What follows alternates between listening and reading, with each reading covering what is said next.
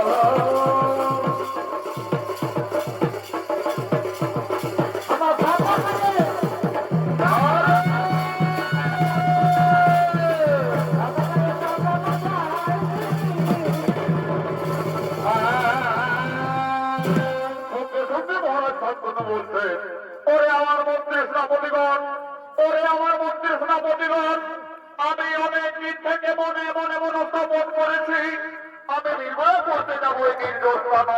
তাই তো মন্ত্রীর স্থাপতিগণ তোমরা আমার রাজকার্যের ভার দায়িত্ব পালন করতে পারবে তো মন্ত্রীর স্থাপতিগণ। হ্যাঁ মহারাজ, হ্যাঁ আপনারা মাথা থেকে গ্রহণ করে নিলাম।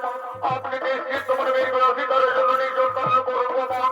আপনি নিশ্চিত মনে নির্বাচিতের জন্য করুন গমন।